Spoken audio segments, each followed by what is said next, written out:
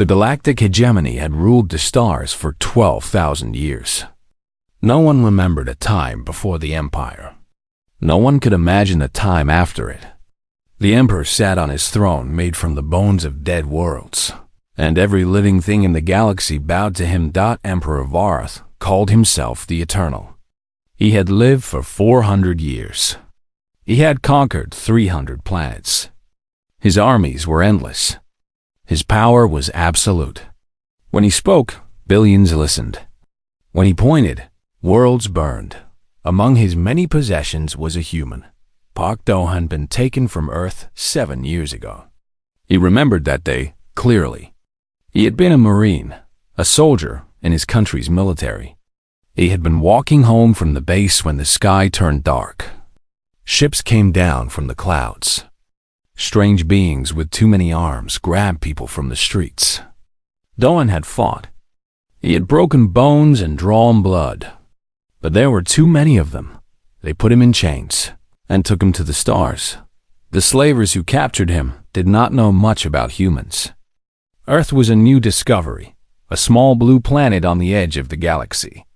The aliens thought humans were simple creatures. They were small, soft, and weak. They had no claws. They had no armor. They had no venom. They died easily. The slavers sold Dohan to a trader. The trader sold him to a noble. The noble gave him as a gift to the emperor. Varath collected rare things from across the galaxy, and humans were very rare. So Dawn became a curiosity keeper. His job was to feed and clean the emperor's collection of exotic animals. He worked in the lowest parts of the imperial palace, among creatures that could kill him with one bite. The guards watched him sometimes and laughed. They made him do tricks for their amusement. They called him Little Beast and Soft Thing. Dawn smiled and bowed and did what they asked. But inside, he was not broken. Inside, he was planning. The first year was the hardest. Dawn had to learn their language. He had to understand their customs. He had to figure out how things worked in this strange new universe. He listened to every conversation. He watched every movement. He asked questions that seemed innocent but gave him important information. The aliens did not notice. Why would they? He was just a slave, just an animal that could talk. They spoke freely around him. They discussed politics and secrets and weaknesses. They never thought the little human was paying attention. But Dahan remembered everything. The second year, he started mapping the palace. Every corridor, every room, every hidden passage. He memorized the guard rotations. He learned which doors were locked and which were not. He found the weak points in the security system. He made himself useful to different parts of the palace so he could move around freely. The third year, he began to understand the politics of the empire. The Senate was made of 4,000 representatives from conquered worlds. They pretended to have power, but the emperor controlled everything. However, there were rules. Old rules from before Varath's time. Rules that even the emperor had to follow. One rule was very interesting. It said that anyone who defeated the emperor in single combat could challenge for the throne. This rule had existed for thousands of years. No one had ever used it. No one was strong enough to even touch the emperor. But the rule did not say anything about weapons. It did not say anything about size or strength. It only said defeat. Dahan smiled when he learned this. The fourth year, he made himself invisible. He became so good at his job that no one noticed him anymore. He was like furniture, like a shadow. He could walk through the palace and no one would remember seeing him. The guards stopped watching him. The nobles stopped making him do tricks. He was boring now, just another slave doing his work. This was exactly what Dohan wanted. The fifth year, he began to exercise in secret. Late at night, in his tiny cell, he trained his body. Push-ups, sit-ups, stretches. He could not build much muscle on the poor food they gave him, but he kept himself strong. He practiced fighting moves he had learned as a Marine. He imagined the movements over and over until they were perfect. The sixth year, he found allies. Not among the aliens, but among other humans. There were only a few dozen humans in the palace, all slaves like him. Most had given up hope, but some still had fire in their eyes. Dohan talked to them carefully, slowly, over many months. He planted seeds of resistance. One of these humans was a woman named Kan Yuna. She worked as a translator for the human delegation in the Senate. She had been a diplomat on Earth before the conquest. She had negotiated Earth's surrender to save billions of lives. The aliens thought she was their loyal servant. She was not. Yuna became Dahan's connection to the outside world. Through her, he learned about the military situation. Human soldiers had been forced to serve in the Imperial fleet. Many of them hated their masters. Two commanders in particular, Lee Sora and Cho Min-ho, were secretly waiting for a chance to rebel. Everything was coming together. The seventh year arrived, and with it came the Festival of Ascension. Once every decade, the Emperor addressed the full Senate. All 4,000 representatives gathered in one chamber. Billions watched on screens across the galaxy. It was the biggest event in the Empire. It was the perfect moment. Dohan prepared carefully. He ate well in the days before. He rested. He went over his plan again and again. He had only one chance. If he failed, he would die. But death did not scare him anymore. 7 years of slavery had burned away his fear. The night before the festival, he lay in his cell and looked at the ceiling. Somewhere far away, Earth still turned. His family was there, if they were still alive. His country, his people. He had made a promise to himself on the day he was captured. He had promised that he would not die a slave. He would not let them win. He would show them what humans could do. Tomorrow, he would keep that promise. Tomorrow, the galaxy would learn to fear the soft little creatures from the small blue planet. Park Do-hum closed his eyes and slept deeply for the first time in 7 years. The morning of the festival arrived with golden light filling the imperial palace. Servants ran through the halls preparing everything. Guards stood at attention in their shining armor. The air hummed with excitement. Today, the Emperor would speak to the Galaxy. Park Do-hum woke early and did his normal duties. He fed the animals in the collection. He cleaned their cages. He smiled at the guards who passed by. He was just a slave doing his work. Nothing special. Nothing dangerous. But his heart was beating fast. At midday, the Emperor began preparing for his speech. Vorath's chambers were in the highest tower of the palace, far from where slaves like Dahan should be. But Dahan had spent 7 years learning every path through the palace. He knew which corridors were empty. He knew which guards took breaks at what time. He moved like a ghost through the servant passages, up stairs that no one used anymore, through doors that had been forgotten, closer and closer to the Emperor's chambers. 2 guards stood outside the main door. They were large beings with 4 arms and hard shells on their bodies. They could kill Dahan with 1 hit, but they were looking outward, watching for threats from the hallway. They did not expect danger from behind. Dahan came through a small door meant for cleaning slaves. He moved fast, faster than the guards thought possible for such a small creature. Before they could turn, he struck their necks at the points where their armor did not cover. They fell without making a sound. Dahan took a deep breath. His hands were shaking a little. He had not hurt anyone in 7 years. But his body remembered the training. He opened the door and stepped inside.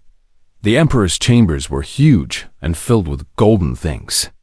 Vorath stood before a mirror, adjusting his ceremonial robes. He was tall, almost 3 meters, with blue skin and silver eyes. Jewels covered his body. A crown sat on his head. He turned when he heard the door, and his silver eyes went wide. What is this? Vareth's voice was deep and cold. A slave in my chambers? Dohan did not answer with words. He ran forward and jumped at the Emperor. Vareth was old and strong, but he had not fought in centuries. He had others to fight for him. He was slow to react, slow to understand that this small, soft creature was actually attacking him. By the time he raised his arms, Dohan was already on him. They fought. Vareth was bigger and stronger, but Dohan was faster and desperate. He used every trick he knew. He struck at eyes and throat and joints. He dodged the Emperor's heavy blows. When Vareth grabbed him, he twisted free like water. The fight lasted 3 minutes. In the end, Dohan stood over the Emperor. Vareth's face was bleeding. His robes were torn. He lay on the floor, too hurt to stand. Dohan grabbed the Emperor's ceremonial collar, a thick band of gold around his neck. He pulled. Vareth made a choking sound. "Get up," Dohan said. "We are going for a walk." The Senate chamber was the largest room in the galaxy. It was carved from a single asteroid, a great bowl that could hold 10,000 beings.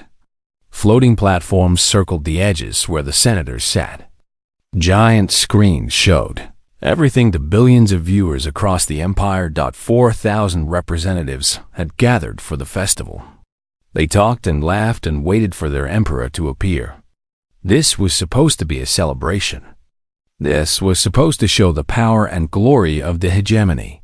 Then the doors at the emperor's entrance exploded open. Every voice went silent. Every eye turned to look. Park Dohan walked through those doors.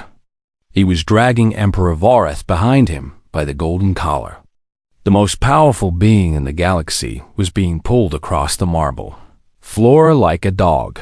The senators could not believe what they were seeing. Some thought it was a trick, some kind of performance. But the blood on the Emperor's face was real.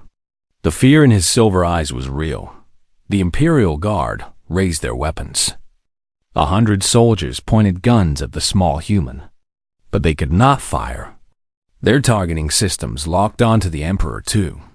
If they shot Dohan, they might kill Vareth, and something else stopped them. They were frozen by the strangeness of it, the wrongness. This was not supposed to happen. This could not happen. A slave, a tiny weak creature, was treating their god emperor like an animal. But it was happening. Dohan walked. The central aisle of the Senate was 300 meters long. The floor was smooth white marble. Every step echoed in the silent chamber. Every second stretched like an hour. Dohan did not hurry. He wanted everyone to see. He wanted every camera to capture this moment. He wanted every being in the galaxy to watch the Emperor being dragged like garbage. Vareth tried to fight. He clawed at the floor, trying to find something to hold. He kicked and twisted and cursed in languages that Dohan did not understand. But Dohan's grip was iron. 7 years of hate gave him strength that should not be possible. In the human delegation section, Kang Yuna sat frozen. She had known something was coming. Dohan had told her to be ready. But she had not expected this. She had not imagined anything like this. Tears ran down her face. Not from sadness. From something else. Something she had forgotten how to feel. Hope. The walk took 4 minutes. 4 minutes that changed history. 4 minutes that broke 12,000 years of rule. 4 minutes that showed every slave in the galaxy that their masters could fall. Park Dohan reached the speaker's platform. This was sacred ground. Only the Emperor was allowed to stand here. The punishment for touching it was death. Dohan stepped onto it and threw the Emperor down at his feet. The chamber was still silent. No one moved. No one breathed. The screen showed Dohan's face to billions of viewers. He was small and bloody and tired. But he stood straight. He opened his mouth to speak, and the galaxy listened. Park Dohan stood on the speaker's platform with the Emperor at his feet. 4,000 senators stared at him. Billions more watched on screens across the galaxy. The silence was so deep he could hear his own heartbeat. He took a breath and spoke. "My name is Park Dawn. I am human. For 7 years, I have been your slave." His voice carried through every speaker in the great chamber. It traveled through space to every world in the hegemony. Trillions of beings heard him speak. "You look at humans and see weakness," Dohan continued. "We are small. We have no claws. We have no armor. We have no venom. We die easily. We break." He paused and looked around the chamber. He saw the insect-like beings of the Kirix delegation. He saw the crystal bodies of the Vormuk. He saw the giant Grundathi and 100 other species, all conquered, all kneeling to the hegemony. But we do not stay broken. He reached down and lifted the Emperor's head. Voreth's silver eyes were filled with hate and fear. Blood ran from cuts on his face.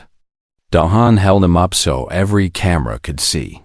This being has conquered 300 worlds.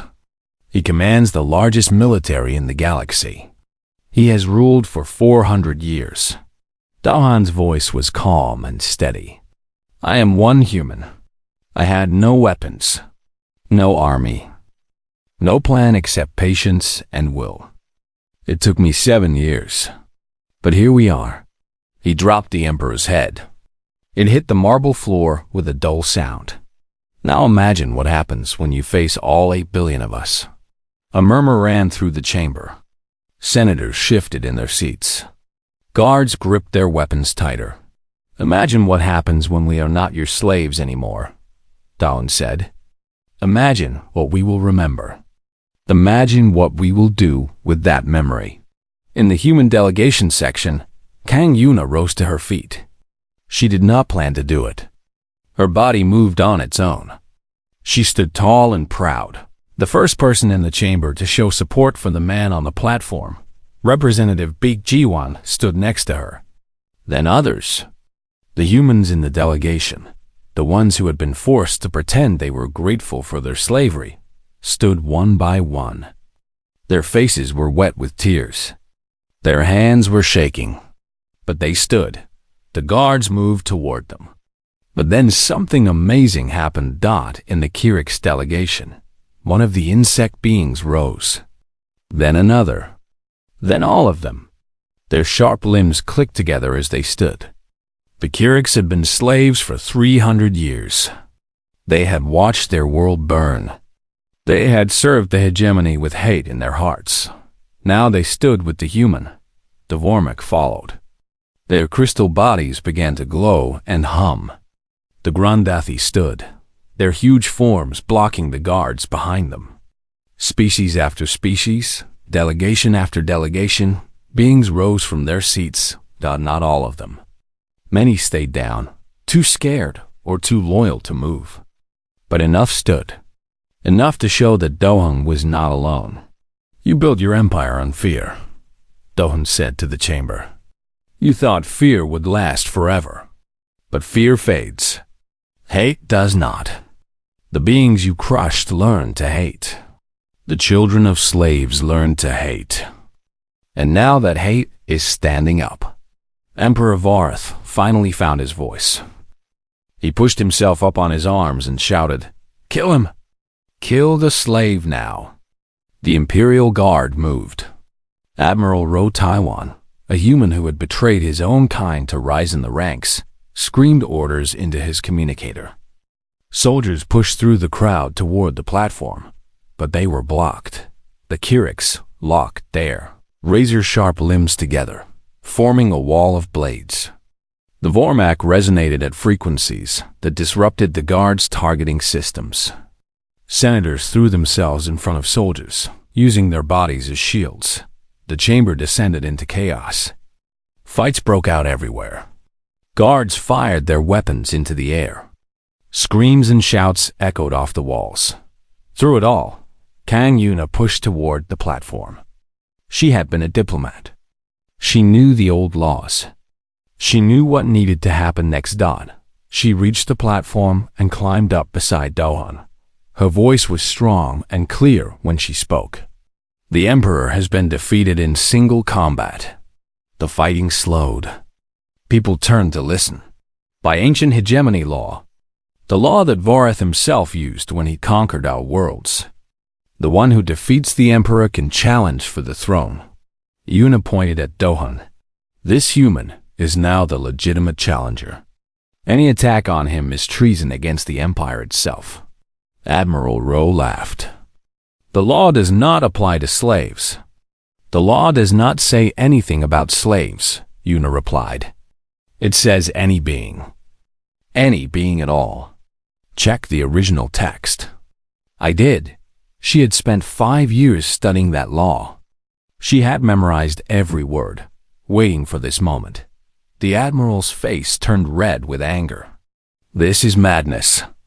The military will never accept this. A voice crackled over every military channel in the chamber. This is Commander Lee Sora of the Human Auxiliary Forces. We are declaring for the challenger. Silence fell again. Another voice followed. This is Commander Cho Minho. My fleet stands with Commander Lee. Any ship that fires on the Senate chamber will be destroyed. Doham looked at Yuna. She saw surprise in his eyes. He had hoped for support, but not this much. Not this fast. Your military is breaking, Yuna said to the Admiral. Your empire is breaking. You can fight and lose everything. Or you can accept what is happening. Admiral Ro looked at his soldiers. He looked at the chaos in the chamber. He looked at the screens showing celebrations breaking out on conquered worlds across the galaxy. For the first time in his life, he did not know what to do. On the platform, Park Doan stood over the fallen emperor and watched his 7 years of planning come to life. The galaxy was changing. He had lit the fire. Now it was spreading. The Senate chamber had become a battlefield. Guards fought with senators. Soldiers fired at each other. Screams filled the air. Bodies fell. The great hall that had seen 12,000 years of speeches and laws now saw blood and fire. Park Dohan stood on the speaker's platform and watched the chaos he had started. Kang Yuna stood beside him, shouting orders into a communicator she had taken from a fallen guard. Around them, a wall of Kirik's warriors kept the loyalist soldiers back. Commander Lee, what is your status? Yuna called. The voice came back through static. We have control of 3 battle stations. Commander Cho's fleet is holding position around the capital. The Loyalists cannot bomb the Senate without destroying themselves. It was a standoff. Neither side could win quickly. Admiral Ro Taiwan pushed through the fighting to the base of the platform. His face was twisted with rage. He had been born human, but he had given everything to the Empire. He had hurt his own people to prove his loyalty. He had risen higher than any human before him, and now a slave was destroying everything he had built. You think you have won? Ro screamed at Dohan. This is nothing. The Emperor has armies on 100 worlds. When they arrive, you will all burn. Emperor Vorath crawled to his knees. His face was a mask of blood and hate. He is right, the Emperor said. His voice was weak, but still carried across the chamber. I have ruled for 400 years.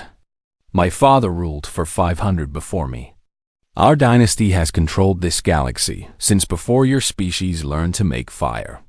One human changes nothing. Dohan looked down at the Emperor. One human dragged you across your own Senate. One human made you bleed. One human made you crawl.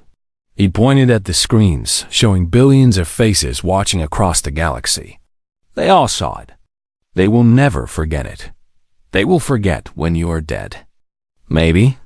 Dohan nodded slowly. Maybe you will kill me. Maybe you will win this battle. But it will not matter. Because now they know it is possible. Every slave in your empire saw their master brought low.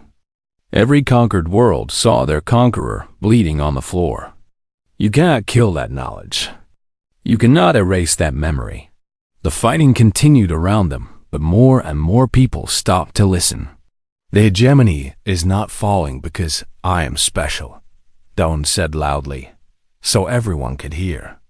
"It is falling because it was always going to fall. You built your power on fear and pain. You thought the crushed would stay crushed forever.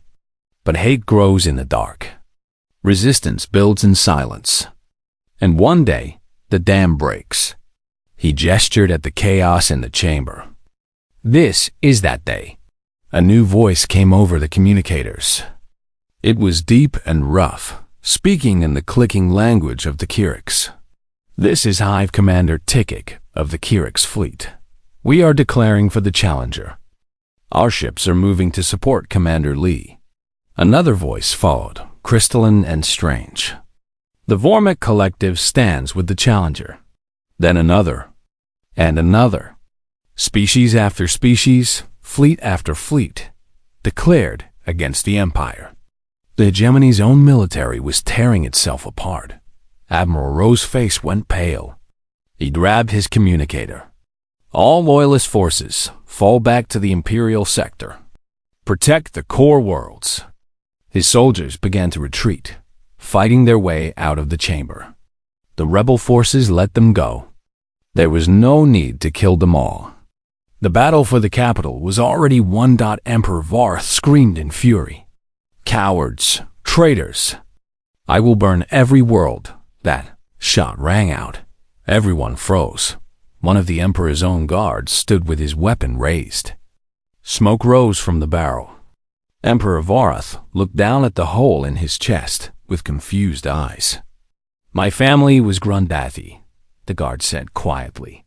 "You destroyed our world when I was a child. I have waited 60 years for this moment."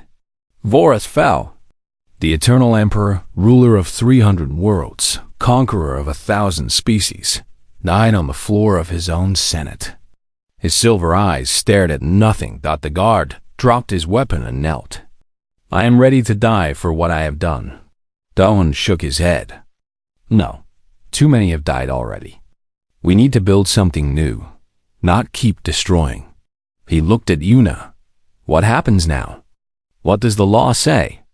Yuna's hands were shaking. Everything was moving so fast. "The law says the Challenger must prove he can rule. There will be trials, tests. The Senate must vote. Then we give them something to vote for." Dawn raised his voice so everyone could hear. "I did not come here to become emperor. I came here to end slavery. I came here to free my people and every other people under the hegemony's boot." He pointed at the delegates who had stood with him. "The Kyrix, the Vormik, the Grundathi, humans, and all the others who have been crushed. I say we build something new together. Not an empire. Not one species ruling over others. A council where every voice matters." Murmurs ran through the chamber. This was not how things were done. This was strange and new and frightening. But it was also hope. Can Yuna step forward? "The human delegation supports this proposal. We call for a vote." The Kyrix representative clicked his agreement. The Vormik sang a note of approval. One by one, delegations added their voices. Not all of them. Many were still loyal to the old ways. Many were afraid of change. But enough agreed. Enough to begin. Outside the Senate chamber, on the streets of the capital, people were celebrating and fighting. The news had spread across the galaxy at the speed of light. Slaves were rising up. Soldiers were choosing sides. Governments were falling. The galactic hegemony was dying. And from its ashes, something new was being born. Park Dawn looked down at the dead emperor one last time. "I promised myself I would not die a slave," he said quietly. "I kept that promise." He turned away from the body and faced the future. There was so much work to do. 3 months had passed since the dragging. That was what people called it now. The dragging. 4 minutes that changed history. 4 minutes that ended 12,000 years of empire. Historians would write about it for centuries. Children would learn about it in school. The image of a small human pulling an emperor across a marble floor would become the most famous picture in the galaxy. The galactic hegemony was gone. It had broken into 17 pieces. Former governors declared themselves rulers of small kingdoms. Generals fought over scraps of the old empire. Some worlds burned in civil war. Others found peace for the first time in thousands of years. It was chaos. It was freedom. It was the painful birth of something new. Park Doan stood on the observation deck of a great starship. Through the windows, he could see Earth rotating slowly below. Blue oceans, green lands, white clouds. The small world that had raised a species the galaxy had called weak. Earth was free now. The hegemony's forces had fled when the news came. The occupation had ended in a single day. 8 billion humans had looked up at the sky and known that one of their own had changed everything. Duhan did not feel like a hero. He felt tired. He felt old, even though he was only 34. 7 years of slavery had taken something from him that he would never get back, but he had kept his promise. That was enough. The door opened behind him. Kang Yuna walked in, carrying a datapad. She looked different now than she had in the Senate. She stood straighter. She smiled more. The weight of pretending to be a collaborator had lifted from her shoulders. "The council wants you to be president," she said. Duhan did not turn from the window. "President of what?" "The Human Alliance. We are writing a charter now. Humanity needs a leader who can speak for all of us." "I am not a leader." Duhan shook his head slowly. "I am just a man who is too stubborn to die. That is exactly why they want you." He was quiet for a long moment. Below them, Earth turned. Somewhere down there was his home, his family. He had not seen them yet. He was afraid to. Afraid of what 7 years had done. Afraid of who he had become. "I spent 7 years planning how to drag one man across one room," Dohun said. "I know how to tear things down. I do not know how to build." Yuna put her hand on his shoulder. "Then help us find people who know how to build. Advise us. Guide us. You showed the galaxy that humans do not break. Now show them what we create." Before Doan could answer, the door opened again. Commander Lee Sora walked in. She was young for her rank, only 28, but she had proven herself in the chaos after the dragging. Her fleet had kept the peace while others fought. "We have received a message," Sora said. 12 species want to meet with us. They want to form an alliance." "Which species?" Yuna asked. "The Kiriks, the Vormuk, the Grandathi, and 9 others. All former subjects of the hegemony." Sora looked at her datapad. "The Kirik's ambassador sent a personal message. Do you want to hear it?" Dawn finally turned from the window. "Read it." Sora cleared her throat. "We saw what one of you could do. We want to see what all of you can do together." The words hung in the air. Dohan thought about them. One human had dragged an emperor. What could 8 billion humans do? What could they do alongside trillions of allies from across the galaxy? "Tell them we accept," he said. Yuna smiled. "Does this mean you will be president?" Dahan looked back at Earth one more time. He thought about the Marines he had served with. He thought about his family. He thought about the boy he had been before the slavers came. That boy was gone. But maybe that was okay. Maybe something better had taken his place. "I will try," he said. "I cannot promise I will be good at it. But I will try." 1 year later, the Galactic Federation was born. It was not easy. Different species had different needs. Old hatreds were hard to forget. Some worlds refused to join. Some tried to build their own empires from the ruins of the hegemony. But the Federation grew. 207 species joined in the first decade. They did not always agree. They argued and fought and sometimes made terrible mistakes. But they kept talking. They kept working together. Humans led the Federation, but not as conquerors. They led because they had shown something important. They had shown that the smallest and weakest could change the galaxy. They had shown that will and patience could defeat any enemy. Park Do-hyun served as president for 8 years. Then he stepped down and let others take his place. He spent his remaining years teaching and writing. He visited schools on 100 worlds and told children his story. "Never forget that you can change things," he would say. "Never accept that the way things are is the way they must always be. One person can light a fire. One person can break the chains." He died at the age of 72, surrounded by family and friends. Billions across the galaxy mourned him. They built statues of him. They named ships and schools and cities after him. But the greatest monument to Park Do-hyun was not made of stone or steel. It was the Federation itself. It was the billions of beings who lived free because one man refused to stay broken. It was the children who grew up without masters. It was the future that he had made possible, 100 years after the dragging. A teacher named Han Yoonji stood in the great archive of New Terra. Around her were schoolchildren. Their eyes wide with wonder. She showed them the recording of the dragging. They watched the small human figure drag an emperor across a marble floor. They watched beings across the galaxy stand up. They watched history change. "This is what one human did," Han Yoonji said. "Now imagine what you can do." The children looked at each other. They looked at the stars outside the window. They looked at the future that was waiting for them. And they imagined.